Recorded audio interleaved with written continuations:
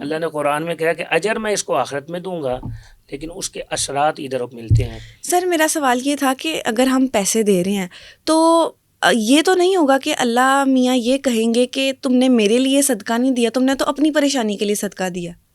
نہیں، وہ تو ہم صدقہ تو ہمیشہ کوئی بھی عمل ہے وہ اللہ کے لیے کریں گے، بالکل۔ کوئی بھی عبادت ہماری نیت اللہ کے لیے ہے، تو پھر اللہ رب العزت اس کی برکت سے ہمارے اسباب جو پریشانیاں جو ہیں وہ یہ اسباب اختیار کرنا ضروری ہے، پریشانیاں دور کر دیں، مسائل کو دور کر دیں، لیکن اس کی برکت کی وجہ سے، اس کی برکت کی وجہ سے، اس لیے نیت جو ہے وہ سب سے قرآن کی ضروری ہے۔ برکات ہیں، اللہ کے راستے میں خرچ کرنے کی برکات ہیں، بالکل، عبادات کی برکات ہیں، نماز کی برکات ہیں۔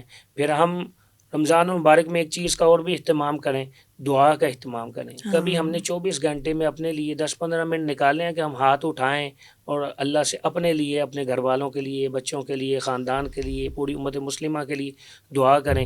کبھی بھی 10-15 منٹ ہم نے اس کام کے لیے، حالانکہ یہ اس کی دعا کے بارے میں ارشاد فرمایا آپ صلی اللہ علیہ وسلم نے، الدعاء هو العبادہ، یہ بھی عبادت ہے۔ آپ اپنی پریشانیاں اللہ کے سامنے رکھ رہے ہیں، لیکن ساتھ ساتھ عبادت کا ثواب آپ کو مل رہا ہے۔ آپ اللہ سے اپنی حاجات کو مانگ رہے ہیں، اللہ یہ میری ضرورت ہے، مجھے جو ہے وہ یہ پریشانی ہے، اس کو حل کر دے، تو ساتھ ساتھ فرمایا کہ یہ عبادت کا ثواب بھی، اجر و ثواب بھی مل رہا ہے اس کو۔ بالکل مل رہا ہے۔ وہ ساتھ ارشاد فرمایا الدعاء مخ العبادہ، دعا جو ہے یہ عبادت کا مغز ہے، مغز ہے۔ بالکل، آپ اندازہ کریں کہ نماز بھی پڑھتے ہیں نا، تو ہم تکبیر کہتے ہیں اللہ اکبر، تو اس کے بعد تلاوت بھی کرتے ہیں، اس میں بھی دعائیں مانگتے ہیں اللہ سے، ایاک نعبد و ایاک نستعین اہدنا الصراط المستقیم، اللہ ہمیں سیدھا راستہ دکھا دے۔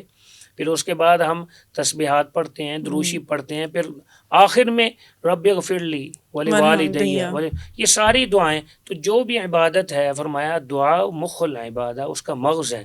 تو ہم کم از کم اپنے لیے رمضان المبارک کے مہینے میں اپنے بچوں کے لیے، سب کے اپنے لیے، خاندان کے لیے، پوری امت مسلمہ کے لیے، پاکستان کے لیے، اپنے افواج پاکستان کے لیے، ان اداروں کے لیے جو ہمارے لیے دن رات بیچارے جو ہیں وہ کام کر رہے ہیں، بالخصوص وہ بیچارے اپنی جان کو ہتھیلی پہ رکھ کر کے ہمارے لیے رات کو وہاں پہ بارڈر پہ کھڑے ہیں، اور ہم آرام سے سکون سے اپنی نیند کو پوری کر رہے ہیں، اپنے سارے معمولات پورا کر رہے ہیں، ان کے لیے دعائیں کرنی ہیں۔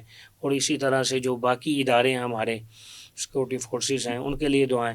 تو یہ ہمارے اوپر جو ہے یہ فرض بنتا ہے کہ رمضان المبارک کے مہینے میں دعائیں پوری امت مسلمہ کے لیے کرے، ہر ایک جو ہے وہ کرے۔ آپ دعائیں بھی کر رہے ہیں اور اس کے ساتھ آپ کو عبادت کا ثواب بھی مل رہا ہے۔ اچھا سر، آپ نے دعا کا ذکر چھیڑا، تو مجھے یہ بتائیں کہ دعا کرنے کا بہترین وقت کون سا ہے روزوں میں؟ جیسے افطاری سے پہلے، یا افطاری ہونے والی ہو 5 منٹ رہ جائیں، 6 منٹ رہ جائیں، یا سحری کے ٹائم پہ؟ رمضان المبارک کے مہینے میں آپ صلی اللہ علیہ وسلم فرمایا کہ روزہ دار افطاری کے وقت جب بھی دعا کرتا ہے، اللہ اس کی دعا کو قبول فرماتے ہیں۔ روزہ کھلنے والا ہو اس سے پہلے دعا کریں۔ آپ اندازہ کریں دسترخوان لگا ہوا ہے اور ساری نعمتیں سامنے موجود ہیں، اور پیاس کی شدت ہے، ٹھنڈے پانی، مشروبات موجود ہیں، لیکن یہ کھا نہیں رہا، تو اس وقت اللہ کو کتنا پیار آئے گا اپنے بندے پر کہ یہ میرے حکم کے مطابق اپنے آپ کو اس نے روکے رکھا ہے۔ اور روزے کا مقصد یہ ہے لعلکم تتقون، تاکہ تم پرہیزگار ہو جاؤ اور اللہ سے ڈرنے والے بن جاؤ، گناہوں سے بچنے والے بن جاؤ۔ تو سارا دن اگر کسی کو موقع میسر بھی آتا ہے، کوئی دیکھ نہیں رہا، کمرہ بند ہے، پانی موجود ہے، کھانا موجود ہے، ساری چیزیں کھانے کی موجود ہیں، لیکن یہ نہیں کھاتا، اللہ کے لیے ہے اللہ مجھے دیکھ رہا ہے۔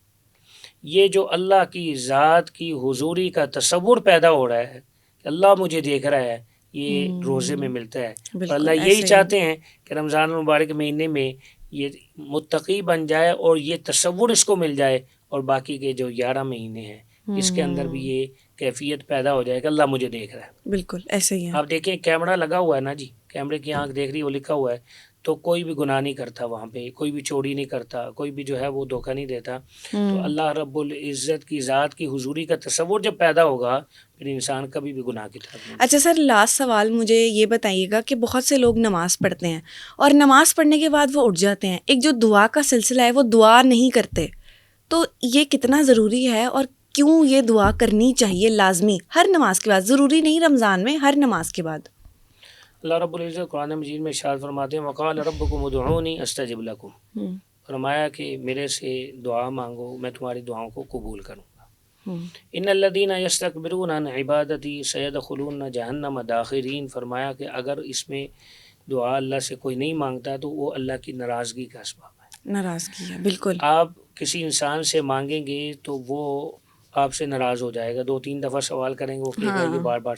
اللہ کہتے ہیں مجھ سے مانگو، بار بار مانگو. اگر نہیں مانگتے تو پھر اللہ کی ناراضگی کا سبب. تو اللہ سے بار بار مانگنا چاہیے، ہر نماز کے بعد مانگنا چاہیے، ہر وقت مانگنا چاہیے، ہر وقت بالکل. انفرادی بھی مانگنا چاہیے، اجتماعی بھی مانگنا چاہیے. اور ویسے بھی رمضان المبارک مہینے میں تو سحری کے وقت تمام لوگ اٹھے ہوئے ہوتے ہیں سحری کے کھانے کے لیے، تو تہجد کا وقت ہے، وہ بھی دعا کی قبولیت کا وقت ہے، بالکل. تو اس وقت بھی اس کا اہتمام کرنا چاہیے.